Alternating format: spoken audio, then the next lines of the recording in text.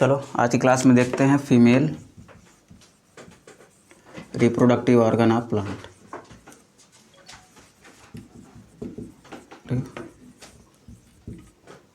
Organ of flower. ठीक, पहली बात तो आप देखते हो कि एक छोटा सा ट्यूब होता है ऐसे,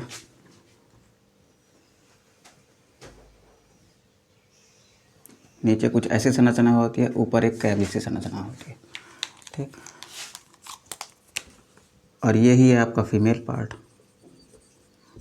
ठीक, जिसको आप कार्पेल कहते हो। ठीक, अब बहुत सारे कार्पेल आपस में जुड़ जाते हैं तो क्या बन जाता है? गाइनोसियम बन जाता है। तो हमारा फीमेल रिप्रोडक्टिव पार्ट क्या होता है? हमारा फीमेल रिप्रोडक्टिव पार्ट होता है गाइनोसियम। ठीक, तो यहाँ पर लिख लेते हैं gynoecium. Gynoecium is the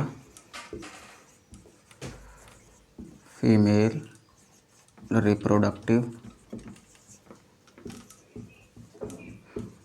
part of flower.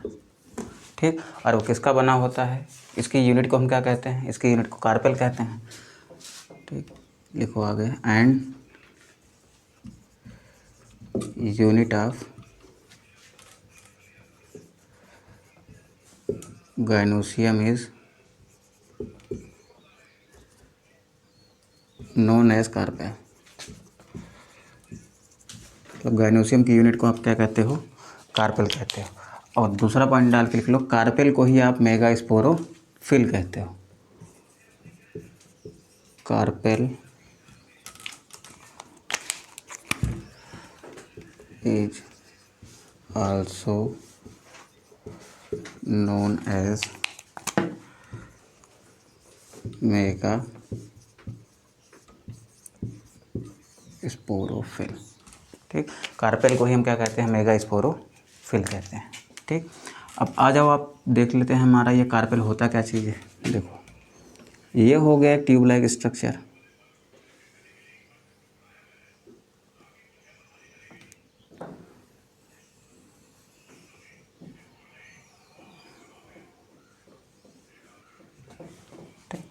इस ट्यूब लाइक स्ट्रक्चर में ये जो मोटा संरचना है इसको हम कहते हैं ये हमारा ओवरी है, और बीच में ये जो पाइप जैसी संरचना है ये आपकी स्टाइल है। कुछ ज़्यादा स्टाइल मार रही है, क्यों?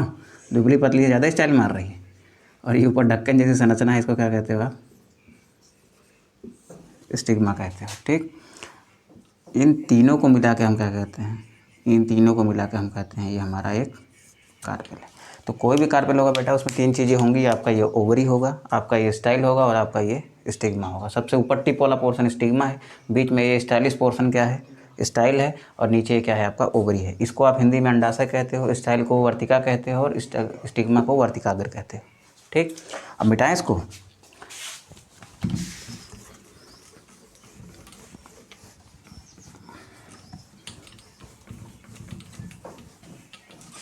चलो,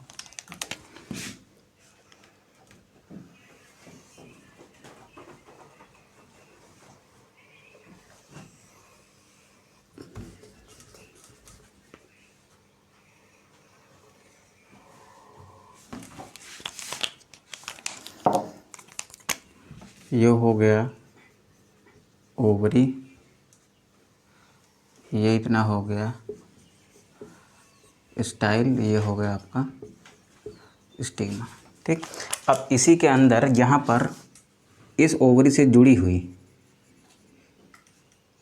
एक संरचना होती है। ठीक, इस ओवरी से जुड़ी हुई इस संरचना को हम कहते हैं ये हमारा ओव्यूल है।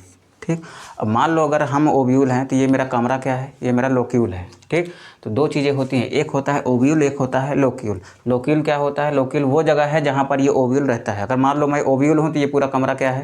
ये पूरा कमरा लोक्यूल है। तो ये कमरा यही वाला है, इसी के अंदर तो आपका ये ओव्यूल है। तो इसको क्या कहोगे आप? इसको आप कहोगे ये आपका लोक्यूल है। ठीक, लोक्यूल क्या होता है? वो जगह होती है जहाँ पर आपका ओव्यूल पाया जाता है। अगर मैं आपका ओव्यूल हूँ तो ये पूरा कमरा क्या है? आपका लोक्यूल है। ठीक, इतना क्लियर है?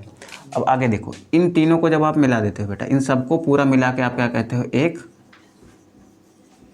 कार्पेल कहते हो। ठीक, सबको कंबाइन करोगे तो क्या बन जाएगा, एक कार्पेल बन जाएगा।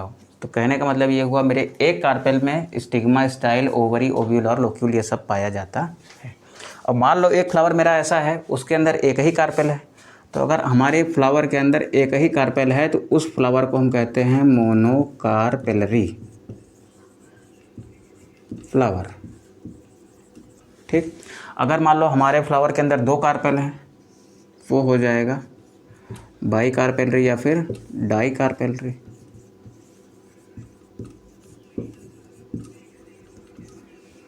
ठीक, अगर तीन है तो ट्राई कार्पेलरी फ्लावर। ठीक, और अगर मेरे फूल के अंदर तीन से ज़्यादा कार्पेल हैं तो उसको हम कहते हैं मल्टी कार्पेलरी फ्लावर।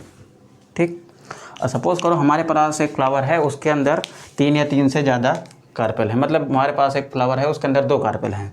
एग्जाम्पल लेते हैं हम लोग दो कार्पेल का। अब ऐसा भी तो हो सकता है वो दोनों कार्पेल आपस में जुड़े हुए हों कुछ इस तरीके से। अगर वो आपस में जुड़े हुए हैं तो उनको क्या कहोगे आप, वो फ्यूज्ड हैं, आपस में जुड़े हुए हैं। और ऐसा भी हो सकता है कि दोनों क्या हो, एकदम अलग अलग हों। ठीक, तो दो सिचुएशन हो सकती है। तो इन कार्पेल्स की स्थिति के आधार पर हमारा फ्लावर दो तरीके का हो सकता है। ठीक, कार्पेल भी हमारे दो तरीके से हो सकते हैं। एक तो हो सकता है हमारा फ्यूज्ड, मतलब अगर आपके पास दो कार्पेल वाला एक फ्लावर है और वो दोनों कार्पेल आपस में जुड़े हुए हैं तो उसको हम क्या कहते हैं, फ्यूज्ड कार्पेल कहते हैं। ठीक, और दोनों अलग अलग हैं तो उनको क्या कहोगे आप, फ्री कार्पेल कहोगे, मतलब दोनों एक दूसरे से अलग हैं। अच्छा, ये कार्पेल होता कहाँ पर, ये वाला पोर्शन कहाँ पे होता है, इसके नीचे ऐसा छोटा सा थाइलस होता है ना, जिसको आप पुष्पासन कहते हो, इसी के ऊपर तो ये रखा रहता है। तो यहाँ पर हमने बना लिया ये वाला पोर्शन। ठीक, अब इसके ऊपर हो गया बेटा एक बड़ा सा ये ओव्यूल, और इसी से हमारा एक ये जुड़ गया, और इसी से हमारे ये क्या जुड़े हुए हैं, देखो ये हमारा कार्पेल है। लेकिन यहाँ पर कैसा है, ये आपस में जुड़ा हुआ है, तो इस कंडीशन को हम क्या कहते हैं, इस कंडीशन को कहते हैं हम लोग फ्यूज्ड फ्लावर, फ्यूज्ड कार्पेल। और इसको क्या कहोगे आप, फ्री कहोगे। फ्री में क्या होगा, ये आपका हो गया पुष्पासन, यहाँ पर ये हो गई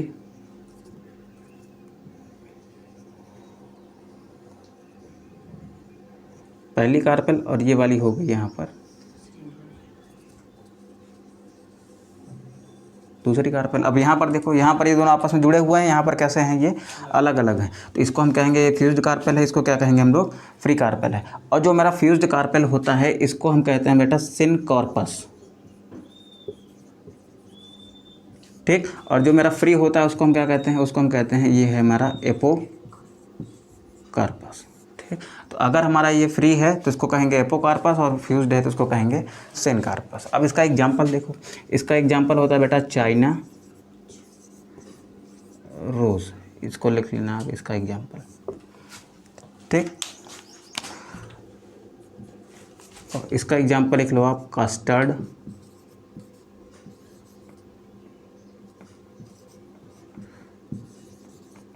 एप्पल, जिसको आप सीताफल कहते हो। सीताफल में देखो आप एक एक दाना अलग करते हो तो अलग हो जाता है ना, अलग इसलिए हो जाता है क्योंकि उसका कार्पेल क्या होता है, फ्यूज़ नहीं होता है, अलग अलग होता है। और आप सेब को देखो, उसका सारा कार्पेल क्या होता है, फ्यूज़ होता है।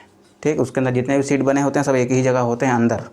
ठीक, और इसमें देखो सीताफल में आप एक एक अलग करते चले जाओगे तो हर पार्ट में एक नया नया बीज निकलता है। तो इसका मतलब है कि उसके सारे क्या होते हैं, फ्री होते हैं। ठीक, इतना क्लियर है, चलो नोट करो इसको फटाक से।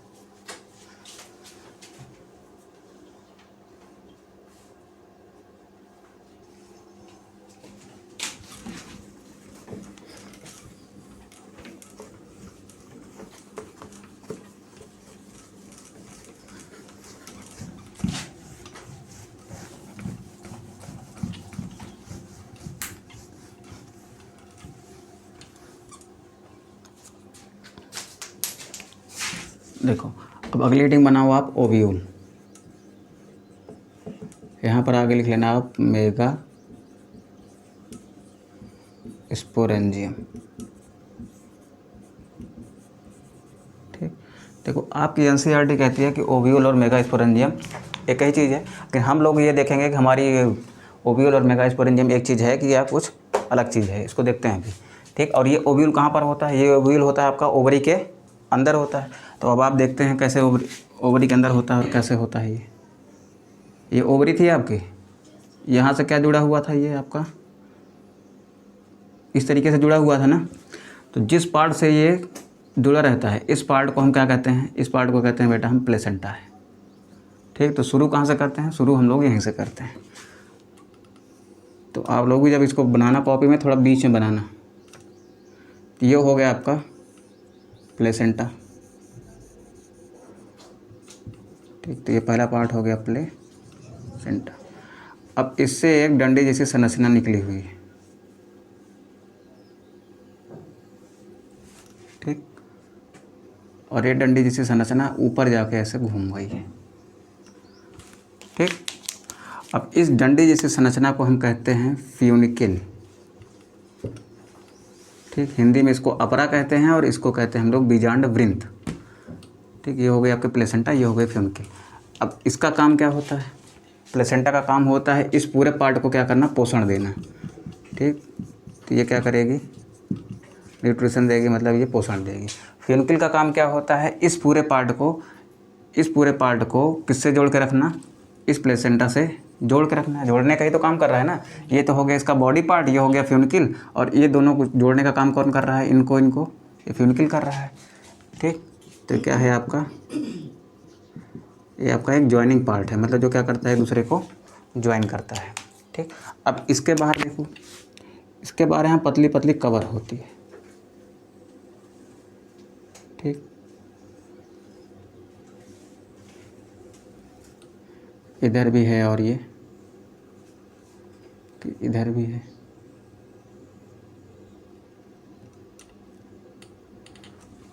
ठीक है, अब इस वाले पार्ट को कहते हैं बेटा इंटेगुमेंट।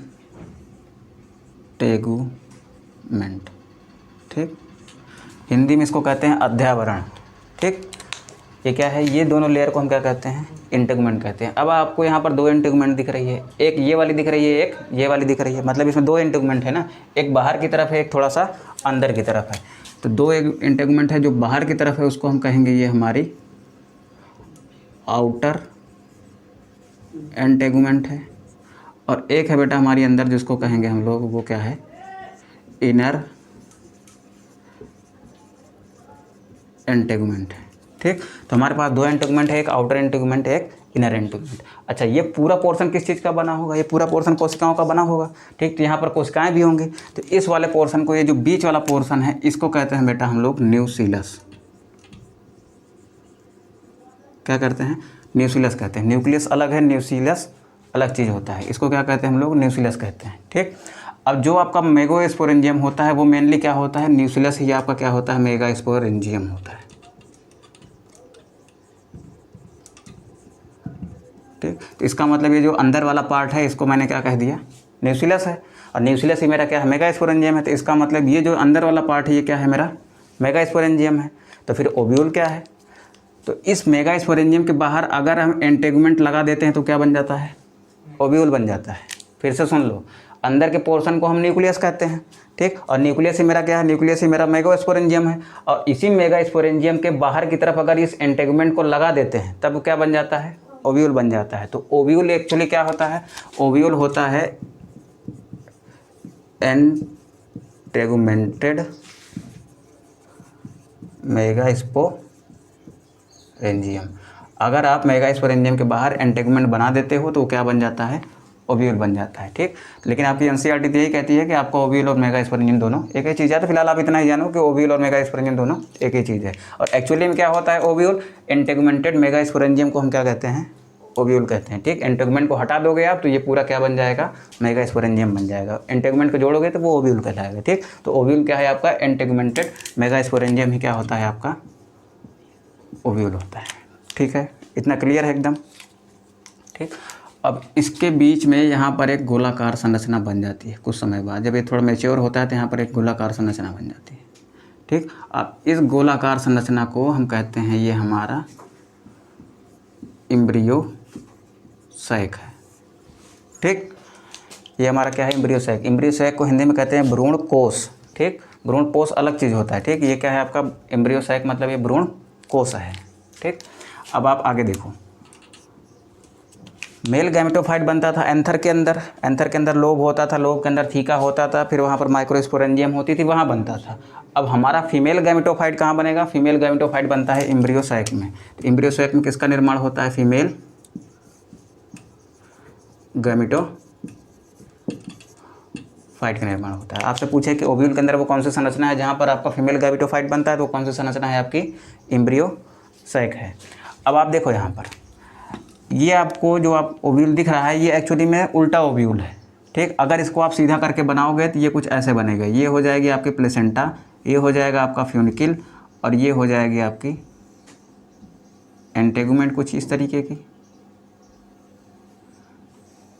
ठीक, ये कुछ इस तरीके का बनेगा। अच्छा, ये चीज़ अगर बड़ी हो जाए, ये अगर बड़ी होती चली जाएगी तो ये क्या होगा, अपने आप ऐसे लटक के नीचे आ जाएगा, उल्टा हो जाएगा ना। तो अगर इस फ्यूनिकिल को मैं बड़ा कर देता हूँ तो ये ओव्यूल क्या हो जाएगा, मेरा उल्टा हो जाएगा। तो एक्चुअली होता भी यही है, जब आपका ये फ्यूनिकिल छोटा रहता है तब ये सीधा रहता है, लेकिन जैसे ये फ्यूनिकिल बड़ा होता जाएगा, जब ये नीचे की लंबाई बढ़ती जाएगी तो ऐसा क्या हो जाएगा, उलट जाएगा। ठीक, तो ये जब बढ़ जाएगा तो ये भारी होता है थोड़ा सा, इसलिए क्या होता है, उल्टा होकर ऐसे लटक जाता है। ठीक, तो यहाँ पर क्या हुआ, ये फ्यूनिकिल के बड़ा होने की वजह से क्या हो गया है, ये उल्टा हो गया है। तो अब इसका बेसल पार्ट कौन होगा, आधार वाला भाग कौन सा है।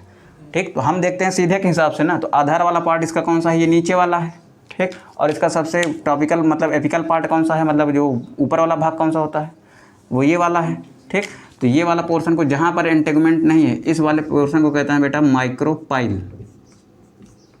ठीक, क्या कहते हैं, माइक्रोपाइल। हिंदी में इसको कहते हैं बीजांड द्वार। इसके अंदर ये जो एंट्री करेगा, कोई भी चीज़ एंट्री करेगा, किधर से आएगा, इधर दीवार है, इधर दीवार है, इधर भी भैया दीवार है, तो एंट्री किधर से करेगा, इधर ही खिड़की है, इधर ही से एंट्री करेंगे। ठीक, तो इसी गेट को क्या कहेंगे हम, माइक्रोपाइल कहेंगे। ये हो गया आपका माइक्रोपाइल, या फिर इसको कह देना आप बीजांड द्वार। अब इसके जस्ट अपोजिट साइड में देखो, पीछे की तरफ ये देखो, इस वाले में क्या होगा, माइक्रोपाइल ये वाला हो जाएगा ना, गेट तो यही वाला है। अब बेस वाला पार्ट कौन सा है, आधार वाला पार्ट कौन सा है, ये वाला है।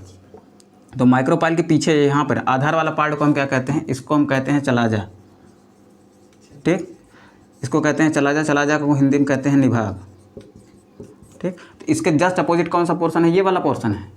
इस वाले पोर्शन को आप क्या कहोगे, इस वाले पोर्शन को कहोगे आप चलाजा।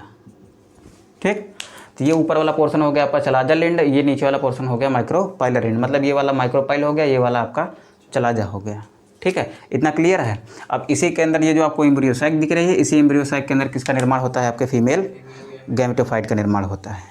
ठीक, अब इतना भी याद रखना, आपकी जो ये आउटर इनर एंटेगमेंट होती है, ये क्या काम करती है, ये प्रोटेक्ट करने का काम करती है। किसको प्रोटेक्ट करती है, एम्ब्रियो सैक को प्रोटेक्ट करती है, अंदर वाले पोर्शन को प्रोटेक्ट करती है ना। तो यहाँ पर लिख लेना प्रोटेक्ट एम्ब्रियो सैक, नोट करो इधर, तो फिर आगे बढ़ते हैं हम लोग।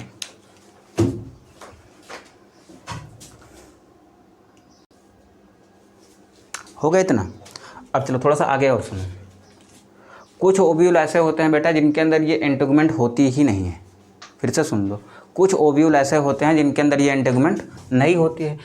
तो जिनके अंदर ऐसे ओव्यूल जिनके अंदर एंटेगमेंट नहीं होती, उनको हम कहते हैं ये एटेगमिक है। एटेगमिक ओव्यूल कहते हैं। एटेगमिक ओव्यूल क्या होगा, जिनके अंदर जीरो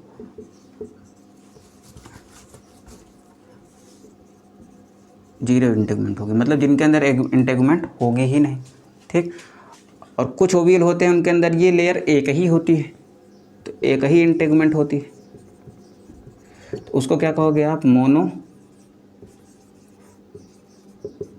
ओव्यूल कहोगे। ठीक, और ज़्यादातर ओव्यूल जो होते हैं उनके अंदर कितनी इंटेगमेंट होती है, 2 इंटेगमेंट होती है, तो इसको हम कहेंगे 2 इंटेगमेंट। इंटेगमेंट वाले ओव्यूल को हम कहते हैं बाईटेगमिक या फिर डाईटेगमिक ओव्यूल। इतना क्लियर है एकदम। ठीक, अब यहाँ पर देखो, यहाँ पर ये तो मेन बॉडी वाला पार्ट है। ओव्यूल का मेन बॉडी कहाँ पर है, ये वाला पोर्शन है ना। ठीक, अब ये मेन पोर्शन है वो ओव्यूल का, और ये क्या है आपका फ्यूनिकिल है। ठीक, तो इस फ्यूनिकिल और इस ओव्यूल को जोड़ने वाला पार्ट कौन सा है, ये वाला पार्ट है कि नहीं है। ठीक, जहाँ पर जिस पॉइंट पर हमारा ये फ्यूनिकिल और ये बॉडी हमारी जुड़ रही है, उस पॉइंट को हम कहते हैं बेटा हाइलम। ठीक, क्या कहते हैं इसको, हाइलम कहते हैं, और हाइलम को हिंदी में कहते हैं नाभिका। ठीक, ये वो पॉइंट है जहाँ पर ये हमारा बॉडी वाला पार्ट किससे जुड़ता है, हमारे इस फ्यूनिकल से जुड़ता है। इतना क्लियर है। ठीक, अब सबसे आखिरी बात याद करो यहाँ पर। ठीक, इसको थोड़ा सा याद रखना, ये एग्ज़ाम में पूछी जाने वाली बात है। यहाँ पर देखो, ये जो न्यूक्लियस है ये कोशिकाओं का बना होगा। ठीक, अब कोशिकाएं भी, पौधों की कोशिकाएं भी बहुत तरीके की होती हैं। ठीक, स्क्लेरेनकाइमेटस, पैरेनकाइमेटस, ठीक, ऐसे करके बहुत सारी कोशिकाएं होती हैं। तो ये न्यूक्लियस आपका कौन सी कोशिकाओं का बना होगा। जैसे अभी आपसे पूछे कि आपकी जो खोपड़ी होती है, वो ब्रेन जो होता है वो किन कोशिकाओं से बना होता है, वो एक अलग तरीके की कोशिकाओं का बना होता है। मसल्स जो है वो अलग कोशिकाओं की बनी होती हैं। ठीक, तो वैसे ये प्लांट्स के पार्ट भी अलग अलग कोशिकाओं के बने होते हैं। ठीक, तो ये वाला जो आपका न्यूक्लियस वाला पार्ट है ये भी किसी तरीके की कोशिकाओं का बना होगा ना। तो ये बना होता है बेटा पैरेनकाइमेटस सेल का, पैरेनकाइमेटस सेल, हिंदी में इसको कहते हैं मृदुतक कोशिकाएं। ठीक, तो ये किस न्यूक्लियस आपका किसका बना होगा, पैरेनकाइमेटस सेल का बना होगा। तो एक ओव्यूल के अंदर इतनी संरचना होती है। ठीक, और आगे हम लोग जब देखेंगे, अभी ओव्यूल के अंदर यहाँ पर इस एम्ब्रियो सैक के अंदर भी कुछ संरचना आपको दिखने को मिलेगी। ठीक, तो फिलहाल अभी उसको हम नहीं देख रहे हैं। जब हम फीमेल गैमेटोफाइट अपना डेवलप कर लेंगे तब देखेंगे कि ओव्यूल के अंदर क्या क्या मौजूद होता है। तो ओव्यूल का आउटर व्यू आपने समझ लिया ना। ठीक, अब कल देखेंगे हम लोग कि जो पौधे होते हैं, पौधे के अंदर कितने टाइप के ओव्यूल हो सकते हैं। पौधों के अंदर 6 टाइप के ओव्यूल होते हैं। ठीक, तो हम लोग कल पढ़ेंगे टाइप्स ऑफ ओव्यूल। आपकी एनसीईआरटी में नहीं है, लेकिन फिलहाल आप आगे के लिए पढ़ लो उसको। ठीक, कि हमारे पास कितने टाइप्स के ओव्यूल होते हैं। ज़्यादातर एंजियोस्पर्म में यही वाला ओव्यूल मिलेगा, लेकिन इसके अलावा और भी जो ओव्यूल होते हैं उसको हम लोग कल देखेंगे। ठीक, तो फिलहाल आज के इतना नोट कर लो, बाकी का जो होगा उसको कल देखेंगे।